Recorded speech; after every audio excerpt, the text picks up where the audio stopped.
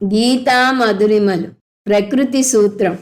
కృష్ణ పరమాత్మ 8వ అధ్యాయంలో ప్రత్యేకించి సగుణ ఉపాసకుడు మరణించాక బ్రహ్మలోకానికి వెళ్ళి క్రమముక్తి పొందుతాడు అని చెప్పి అత్రన సంశయ అని కూడా చెప్పాడు. అయినా మనిషి సందేహాల పుట్ట. అందువల్ల ఒక సందేహం రావచ్చు. ఏమిటది? మరణకాలంలో భగవంతుణ్ణి తలుచుకుంటూ మరణించిన వ్యక్తి భగవంతుణ్ణి పొందుతాడు, బాగానే ఉంది. ఒకవేళ భగవంతుణ్ణి తలుచుకోకుండా మరణిస్తేనో, అటువంటి సందేహం కనుక ఎవరికైనా వస్తే దానికి ఒక ప్రకృతి సూత్రాన్ని వివరిస్తున్నాడు కృష్ణ పరమాత్మ. ఆ సూత్రం చూసే ముందు శ్లోకం చూద్దాం. 8, 6. యం వాపి స్మరన్ భావం త్యజత్యంతే కలేవరం తం తమేవైతి కౌంతేయ సదా తద్భావ భావితః. ఒక వ్యక్తి యొక్క మరుజన్మ అతను ఈ జన్మలో మరణించే సమయంలో తలుచుకున్న దాని మీద ఆధారపడి ఉంటుంది. నిజానికి ఒక గొప్ప సామెతే ఉంది, మనిషి ఎలా ఆలోచిస్తే అలా అవుతాడు అని. ఇది గొప్ప ప్రకృతి సూత్రం. ఇది మరణానంతరమే కాక ఈ జన్మలో కూడా వర్తిస్తుంది. బృహదారణ్యకంలో ఒక మంత్రం ఉంది, దాని అర్థం చూద్దాం. ఒక వ్యక్తికి దేని మీద కోరిక ఉంటే దాని గురించి ఆలోచిస్తాడు, దేని గురించి ఆలోచిస్తే దాని గురించి కర్మ చేస్తాడు, ఎటువంటి కర్మ చేస్తే దానికి తగ్గ ఫలం పొందుతాడు. వీటన్నిటికీ మూల కారణం ఆలోచన.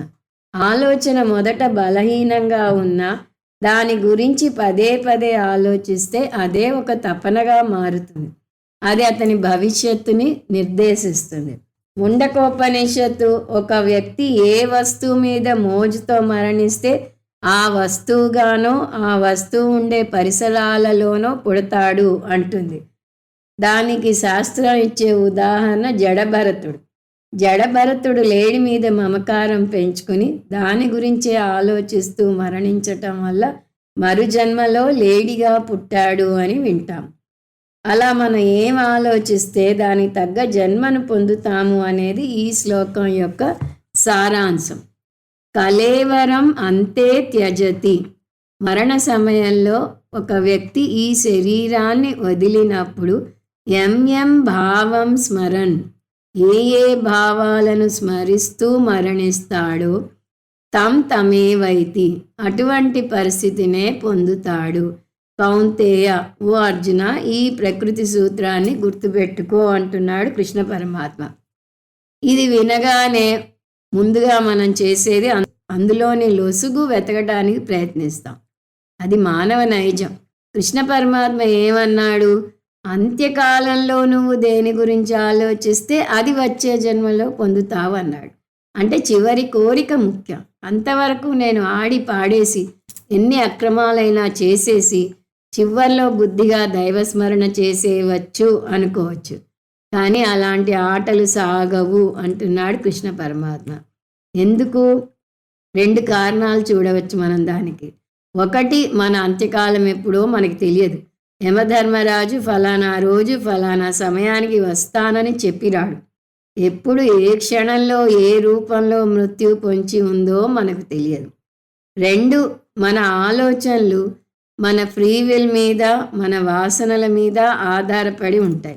వాసనలు అంటే మన అలవాట్లు లేదా మన చిత్తంలో నిలువ ఉన్న మన సంస్కారాలు. ఎప్పుడైనా సరే మన మనసులో ఏర్పడే ఆలోచనను ఈ రెండింటిలో ఏదో ఒకటి నిర్ణయిస్తుంది. ఒక్కోసారి ఫ్రీ విల్ డామినేట్ చేస్తే ఇంకోసారి వాసనలు డామినేట్ చేస్తాయి. ఈ విషయం ధ్యానం చేయడానికి కూర్చున్నప్పుడు బాగా తెలుస్తుంది. మన ఎంచక్క రామనామ ధ్యానం చేద్దామని కూర్చుంటే మన వాసనలు అది తప్ప అన్నీ ఆలోచించేలా చేస్తాయి. అందువల్ల ఫ్రీ విల్కి వాసనలకు మధ్య ఘర్షణ నిరంతరం సాగుతూనే ఉంటుంది. వయసు పెరుగుతున్న కొద్దీ వాసనలు ఊపు అందుకుంటాయి. 60 లేదా 70 పడిలో పడేసరికి ఈ అలవాటు రాజ్యం ఏలుతుంది.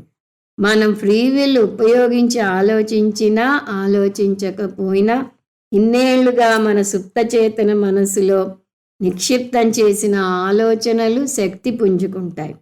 చిన్న వయసులోనే మనం దేని గురించి ఆలోచించాలనుకుంటున్నామో అది ఆలోచించలేకపోతున్నామే. ఇంకా వృద్ధాప్యంలో ఎలా ఉంటుందో ప్రత్యేకించి చెప్పాలా? అప్పుడు మన ఆలోచన తీరును అదుపులో పెట్టడం మనకు దాదాపుగా అసాధ్యం అవుతుంది. అందువల్ల దానికి ఒకటే విరుగుడు ఉంది అంటున్నాడు కృష్ణ పరమాత్మ. ఏమిటది? మన వాసనలు శుభవాసనలై ఉండాలి. అంటే మన సుప్తచేతన మనసును ఈశ్వర చింతనతో దైవీ సంపత్తితో పూర్తిగా నింపాలి. అప్పుడు అవసాన దశలో ఫ్రీ విల్ పనిచేసినా చేయకపోయినా ఈ శుభవాసనలు మేలు చేస్తాయి. నన్ను మోసం చేయాలని చూడకండి అంటున్నాడు కృష్ణ పరమాత్మ. చివరి దశలో భగవంతుడిని తలుచుకోవాలంటే వచ్చే సంవత్సరం నుంచో, వచ్చే నెల నుంచో, వచ్చే వారం నుంచో మొదలు పెడతాను అనకూడదు. రేపేమవుతుందో తెలియదు మనకి. ఇంకో గంటలో ఏమవుతుందో తెలియదు. అందువల్ల ఇలాంటిది వినగానే ఇప్పుడే ఈ క్షణమే దైవచింతన మొదలవ్వాలి. దాన్ని మరణానికి సాధన అంటారు. మరణం గురించి మాట్లాడటమే ఇష్టపడరు కొంతమంది. కానీ ఇష్టం ఉన్నా లేకపోయినా ఇవన్నీ చేదు నిజాలు. వీటిని స్వీకరించక తప్పదు. మన మంచి కోరే భగవంతుడు కాబట్టి కృష్ణ పరమాత్మ మనకి నచ్చకపోవచ్చని తెలిసినా ఈ అంశాన్ని చర్చిస్తున్నాడు. సదా తద్భావ భావిత. భావిత అంటే అందులోనే పదే పదే రమించాలి. ఎందులో? ఈశ్వర భావన లేదా ఈశ్వర చింతనలో. ఎప్పుడు? సదా, ఎల్లప్పుడూ అంటే నిరంతరం ఈశ్వర చింతనలో ఉండటం ద్వారా సుప్తచేతన మనస్సును దైవ చింతనతో పూర్తిగా నింపాలి. అందువల్ల ఓ అర్జున, ఎప్పుడూ నీ అంతిమ లక్ష్యమైన ఈశ్వర చింతనతోనే ఉండు అంటున్నాడు కృష్ణ పరమాత్మ.